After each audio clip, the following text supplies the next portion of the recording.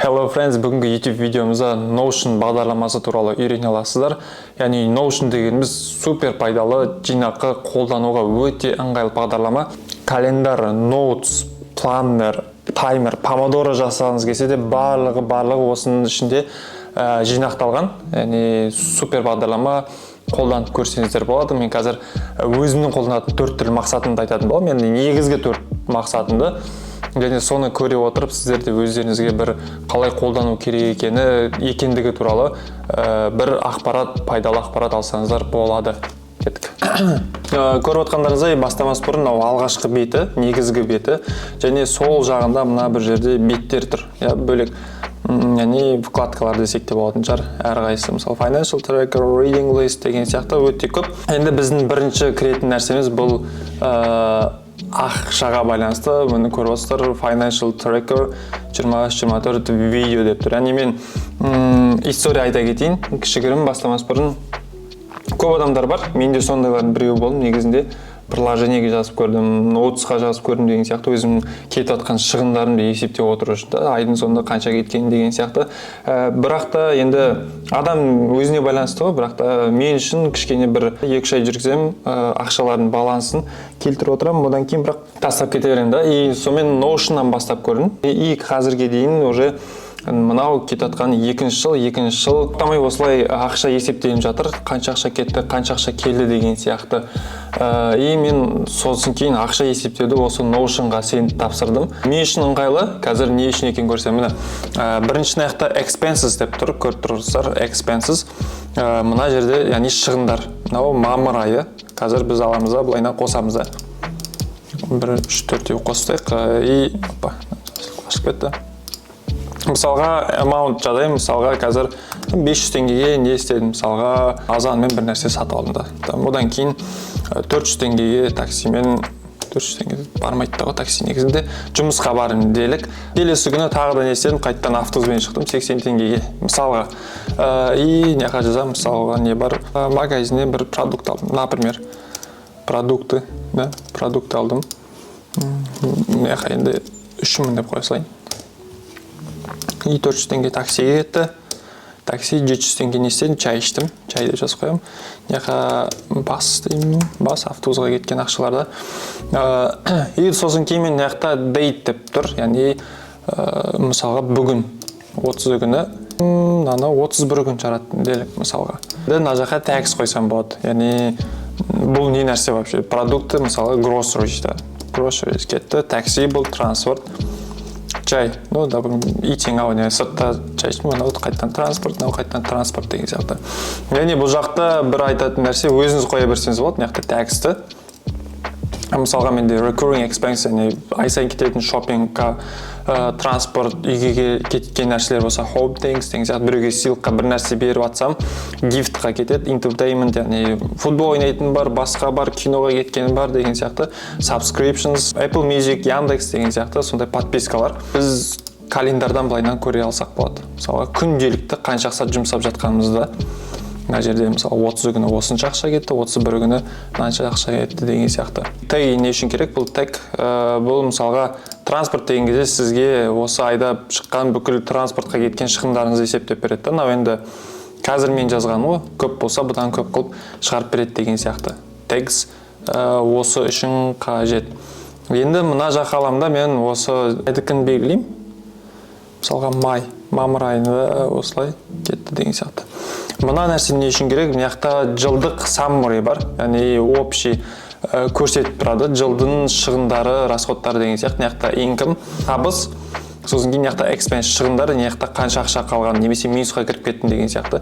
Енді мына жақта тұрған сандарға мән бермей қойсаңыздар болады. Қазір мен атында жазып тұр ғой, видео үшін мен әдейі просто жазып шыға салдым, бүкіл сандарды қойып деген сияқты. Мынақта сондай. Біз қазір мейді қарайық. Мына жақта 4260, мына жақтағы 4260 шықты да. Мысалға мен қазір қосам, там 900 теңге қостым делікті. Мейға қосып жіберейін қазір. Опана. И бұл 900 теңге 5160 болып қосылады. Мынау income қайдан шықты десеңіздер, бұл мына жаққа тоже мен просто жазып қоя саламын, айлық заказ деген сияқты. Мысалы айлықтан 500 теңге заказ түсті, білмеймін енді side income ғой да.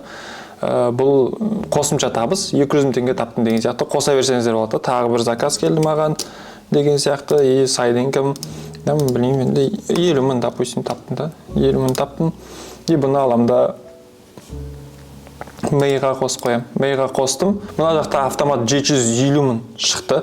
И сонымен сізге осы айда қанша қалғанын есептеп береді. Не үшін ыңғайлы екенін түсінген боларсыздар, иә? Мысалға, көз алдыңызда сізде бір жылдың ақшасының барлығы тұрады да.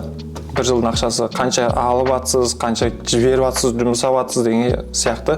И мына жаққа қарайсыз қанша ай сайынғы мысалға кетіп жатқан ақшаларыңыздың барлығы көз алдыңызда тұрады. Мұғалім болғаннан кейін бізде уақыт августтен басталады, жылдың басы деген сияқты. Сосын кейін келесі августке дейін осылай бір жыл есептелінеді да. Яғни бұл 2023-2024-тікі. Енді келесі бір нәрсе, мына жақта savings бөлімін жасап алсаңыздар болады өздеріңізге, яғни жинайтын ақшаларыңызды сіздердің.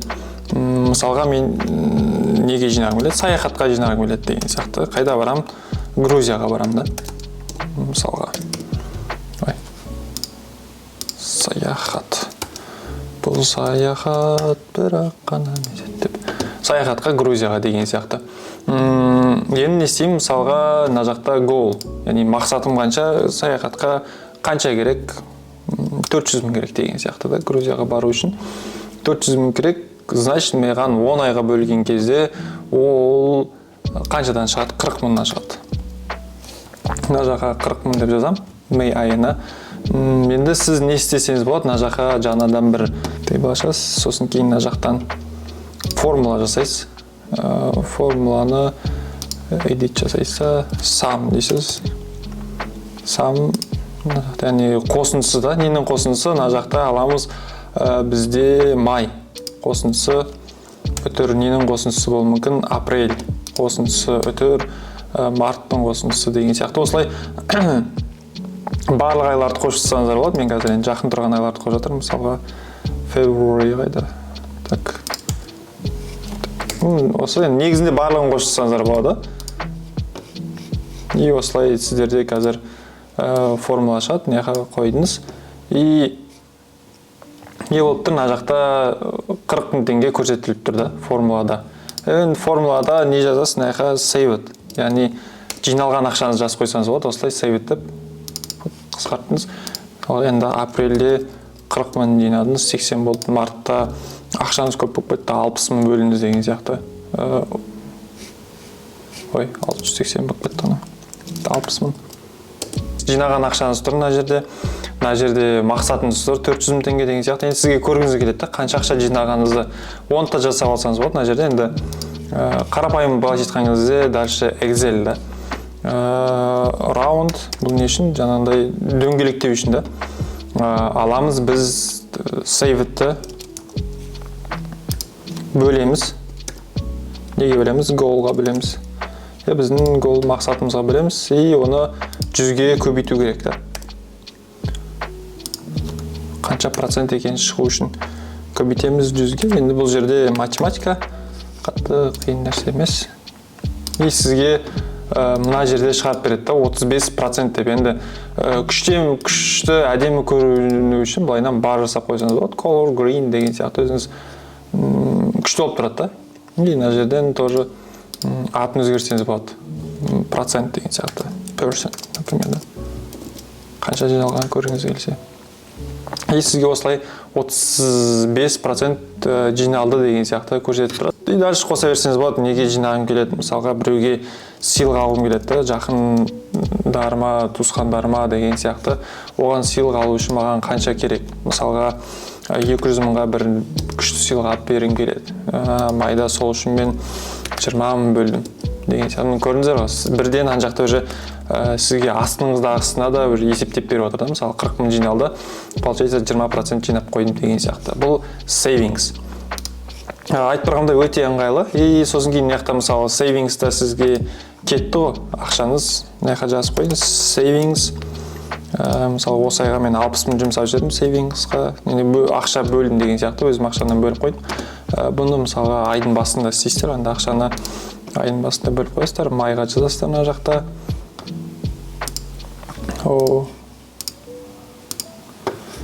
Септембр 60. майға кетті. И мына жақта savings деген бөлім бар. И соны алып кетті. 60 мың енді мына жақтан көрсетіліп тұрады да, бірден 65 мың кетті деген сияқты. Яғни сіздерге айтқым келгені, сіздер бұны өздеріңіз қалауларыңыз бойынша кез келген нәрсені, мысалға мен 2022-23 жылғы таблицамда ол мына жерде тұр. Ол қазір мына ол уже мен архивке тапсырсам деген сияқты, бұны осы жақта тұр и сақталып тұрады. Сол кезде мен мына бір нені қолданғам, өзім subscription, яғни подпискаларыма, қандай подписка, айына қанша кетіп отыр деген сияқты. Бұл жақта мысалы 17 теңге подпискаларға кетіп отырғанда. Өзіңізге осылай ыңғайлы форматта жасап алсаңыздар болады. Бұл енді ақша есептеуге байланысты. Кофе ішіп алайық, келесіге бармай тұрып. Кішкене суп қалғаны бар екен. Келесі бізде кітап оқу. Кітап оқуда да тура сондай болды. Мен де Notes'қа жазып көрдім, iPhone өзіңкіне, Google Keeps'қа қолданып көрдім деген сияқты. Бірақ та енді сәл ыңғайсыздау болды мен үшін. Сосын кейін осы Notion ол да турасында 2 жыл болып қалды кітаптарымды осы жаққа жазып жүргеніме. Мысалға қазір неқта board бар, осындай reading list'қа кірген кезде кітаптарыңызды осы жаққа жазып отырсаңыздар болады. Біріншісінде not started, яғни әлі басталмаған кітаптар. Мысалға кез келген бір кітабыңыз болады, оқығыңыз келіп жүрген да. Осы жаққа жазып қойсаңыздар болады да. Мысалға қазір қосылайық, қандай кітап бар? Кез келген бір кітап, неқта Agile Life деген сияқты. Болмаса 1000 қадам деген кітап. Ой, не жазып кетті неқта. 1000 қадам деген кітапта. Мына жаққа аласыздар да әдемілеп мысалы істеп былайынан оқып қойсаңыз болады. Авторын жазсаңыз болады. Мысалы Шерхан Мұстафа деген шығып тұр екен. Таңдадыңыз. Бұны оқығыңыз келсе, аласта мысалға мына жаққа ауыстырасыз, яғни in progress. Яғни қазір сіздің оқып жатқан кітаптарыңыз мына жерде тұратын болады. Мысалы қазір мен 2 кітап оқып жатырмын, біреуін тыңдап жатырмын. Оқып біткеннен кейін бұны мына жаққа ауыстырасыздар. Мына жаққа келіп тұрады, яғни оқып біткен кітаптар. Мына жерде сандарын көрсетіп тұрады. 67 кітап, мына жерде мысалға ауыстырамын. Мысалы 3 кітап оқып жатсың, 31 кітап списте тұр деген сияқты. Яғни бір жерден көріп қалдыңыз, бір YouTube-тан көрдіңіз, біреу айтып қалып, болмаса біреудің сторисына байқап қалдыңыз деген сияқты. Мына кітап күшті екен деген. Аласыз, осы жаққа жазып қоясыз, күшті. И былай шертіп отырып таңдай бересіздер да. Тағы бір ыңғайлысы, бұл кітапты мысалға оқыдыңыздар, ішіндегі бір ой түйерлік нәрсені жазып алғыңыз келді, түртіп алғыңыз келді деген сияқты. И осы жаққа кіріп, яғни тек қана былай күшті болып көру ғана емес. Мысалға кірдіңіз кемел адамға, мына жақта көрсеңіздер болады да. Биік мақсат, зор ұмыт, ұлы пікір жоқ, өмір хайуан тірлігіне ұқсас деген Байтұрсынов айтып кеткен екен кезінде. Осы кітаптан шыққан сөздерді, өзіңізге ұнаған жерлерін осылай жазып қойсаңыздар болады, әдемілеп. Кішігірім кітап версиясы қысқартылған деген сияқты. Мысалға алдыңыз, неқта кішірейтіңіз, мынаны жаза берейік, уәдеге берік болу деген қайттан. Уәдеге берік болу, мынандай дүние жасағыңыз келді, мысалға аласыздар. Бұл бізде call out ба? Да, call out. Мысалы, адамдарға айтпайды деген бір хадис бар екен кітаптың ішінде. Абайдың қара сөзі бар ғой, ұмытпастыққа 4 түрлі себеп бар деген. Себеп бар. Өзім жаттап алғаным осы да. Әуелі көкірегі байлаулы берік болмақ керек деген сияқты нәрселерді алып баллет жасасаңыз болады, былайынан бөліп қойсаңыз болады. Біріншісі анау, екіншісі мынандай, сосын мынандай болу керек, сосын мынандай болу керек деген сияқты. Ойыңыз бітеді осы жерде, мысалға кітаптағы ой бітті, и дивайдермен алып бөліп қойсаңыз болады. Мына жерде сізге бір визуально біткен көрініп тұрады да. Бұл параграф болсын, тарау болсын деген сияқты мына жерде бөлініп тұр, мына жерде бөлініп тұр деген сияқты. Осындай ыңғайлы форматта өзіңізге күшті қылып жасап алсаңыз болады. Барлығы көрініп тұрады. Бұл былайша айтқан кезде кітаптың контент сияқты. Алдыңыз, кіре бересіздер. Өте керемет функция. Енді тағы бір нәрсе, бұл table дегенге кірсек, 1000 қадамда алып салайын. Керек емес. Мысалы, ақша психологиясы 255 бет. Күніге енгізіп отырсаңыз болады. Мен 50 бет оқыдым. Неқта авторлар тұр, in progress тұр деген сияқты. Мен мына жаққа дан қойсам, қазір уже ол кітап ана жақтан кетіп қалады. мына жерден кетіп қалады. Яғни мына бір жерде сіздің оқып жатқан 2 кітабыңыз ғана көрсетіп тұрады да. Мысалға айтайық, 80 бетке келдім. 80 бетке келдім, мынау уже 31-ге көйіп кетті. Мынау мысалға 22 тараудан тұрады. Мен бұл кітапты тыңдап жатырмын және 13 тарауына келдім да. Мысалы мен, допустим, 11-ші тарау, бүгін 13-ші тарауға келдім мысалға. Бұл уже 59 қылып көрсетеді. И мына жерде скорын қойсаңыз болады өзіңіз. И мына жақта датасын қойсам, мысалға мен ана 27-сі күні бітірдім да, майдың 27-сі. Бүгін бұл 30-шы майда түсіріп жатыр.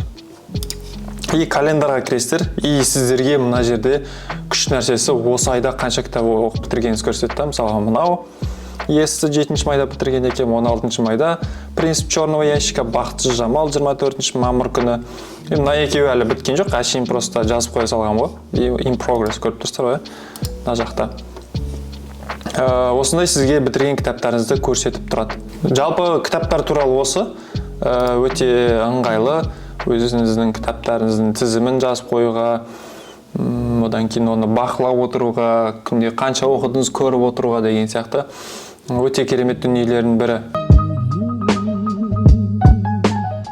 Енді келесі бізде social media content planner, яғни әлеуметтік желілердегі сіздің салатын видеоларыңыздың, посттарыңыздың планерін жасасаңыздар болады. Осылай, мысалы мен сөйтіп жатсам да бұл тек қана YouTube'тағы видеоларымды осылай бөліп қоямын да. Мысалға жақында ғана видео шықты, мамыр айының үздіктері деген. Бұл уже published болып тұр. Бұны мен 24-ші мамыр күні салып қойдым да. Келесі сказать жизни, да, ол scheduled, яғни жоспарлап қойдым 31-ші мамырға деген сияқты. Study with me видеосы бұл монтаждалып жатыр. Бұл 7-ші маусым күні шығады деген сияқты. Қазіргі түсіріп жатқаным бұл Notion, қалай қолданамын, бұл filming болып жатыр. Яғни бұл 14-ші жоспар бойынша маусымда шығу керек деген сияқты. Осылай видеоларыңызды бөліп, пландап қарап отырсаңыздар болады. Мысалға қазір айтайық, келесі видео қандай? Саяхат туралы видео қайда? Мысалға Грузияға деген сияқты. Саяхат Грузияға, осындай видео. Бұл енді идея күйінде тұрады, әлі белгісіз. Бұл мына жақтан видео деген таңдаймын. Датасы да белгісіз, қашан болатын. Платформа қандай? Мына жақта тұрсыздар. Платформа YouTube платформасында. Мына жерден алып суретін жүктеп аламыз да, и мына жаққа қоямыз, submit жасаймыз, и мынадан да YouTube-тің белгісі шығады. Яғни мына жақта тек қана YouTube емес, көріп отқандарыңыздай TikTok бар, Instagram бар, және үшіншісі YouTube да. Кез келген платформалардың видеоларын жасай берсеңіздер болады. Мысалы фото, карусель, видео, шорт видео деген сияқты. Келесі нәрсе сізде бұл календарға кіресіздер, и келесі айта ашсақ, мына жерде сіздің уже көз алдыңызда тұрады да, қандай видео қай күні шығу керек, ол видео не болып жатыр, мынау scheduled уже өтті, кетті, бітті. Study with me жасап жатыр, бұны салғаннан кейін уже scheduledқа өзгертіп қоясыздар деген сияқты. И сіздің көз алдыңызда тура бағанағылар сияқты көз алдыңызда тұрады да, не болып жатыр, қалай болып жатыр, не істеуіңіз керек деген сияқты дүниелердің барлығын көріп отырсаңыздар болады. Мына жаққа YouTube-қа кірсек, и мына жақтың өзінде де көрініп тұрады да, 8 контент бар. И мысалы идеяда қанша отыр? Мысалы 3 видео идеяда отыр, біреуі планинг, яғни Dyson видеосы, одан кейін түсіріп жатқан мынау деген сияқты барлығы осылай көз алдыңызда тұрады да. Бірақ видео шыққан, пока что. Яғни мысалға мына жаққа апарып қойсаңыздар, уже 2 видео болып кетеді. Осы Notion-ның дайын темплейті арқылы мен YouTube-тағы видеоларымды осылай кішкене ретке келтіріп отырамын да, мынаны өшіресақ болады. Келесі бізде бұл кітаптар сияқты турасындай өзіңізге мысалға тыңдап жүрген подкасттарыңызды осындай бөлек парақша қылып ашып қойсаңыздар болады. Подкасттарыңызды былай кез келген подкастты алыңыздар, жазып қойыңыздар деген сияқты. Осылай сосын кейін аттарды, яғни келесі көретін видеоңызды, подкастыңызды осы жаққа қарай ауыстырып қойсаңыздар болады. Мысалы көріп жатқаныңызды осы жерде in progress, одан кейін completed, яғни бітіріп тастаған подкасттарыңызды осы жаққа бөліп қойсаңыздар болады. Бұл не үшін қажет? Тағы да, яғни бір подкасттар көресіздер, ішінде түртіп алғыларыңыз келген нәрселер болуы мүмкін, кітап сияқты да тура. Не ол жан жақта қалып кетпес үшін мысалы бір блокнотта болуы мүмкін, дәптерде, соткаңыздағы жаңағы заметкада деген сияқты барлығы осы жерде тұрады. Мысалға крестер бір жыл көрерменге қалай әсер ете алдық. Мына жақтан көрсеңіздер болады. Сол подкасттың ішіндегі дүниелерді қысқаша ғана, былайша айтқан кезде қысқаша ғана бір конспект да, сол подкасттың. Осылай әдемі қылып, кітапты жазған сияқты бұл жаққа да жаза берсеңіздер болады. Жалпы осындай 4 маңызды деген өзім үшін парақшаларды айтып өттім. Notion'да қолдануға болатын. Кез келген бағытта қолдана берсеңіздер болады. Notion'да өзіңізге ұнаған жолда қолдансаңыздар болады. Интернетте неше түрлі дайын темплейттер бар. Іздегеніңізге байланысты неше түрлі дайын темплейттер тауып алсаңыздар болады. Соны қолдансаңыздар болады өзіңіздің қажеттілігіңізге байланысты. Неше түрлі адамдар бар. YouTube-тан көресің, Instagram-нан көріп қаласың деген сияқты. Notion'да өмірінің барлығын осы Notion'ға енгізіп жібереді. Notion'да отырады, қадағалап отырады. Привычкаларды, әдеттерін де осы Notion'ға салып белгілеп отыратындар бар да. Қолданып көріңіздер, айт деп ойлаймын. Бүгінге осы, қолдап кетіңіздер, видеоға лайк басып, комментарий жазып, өз қолдауларыңызды білдірсеңіздер, риза боламыз. Сіздермен Шерхан Мұстафа, бір аптадан кейін кездескенше.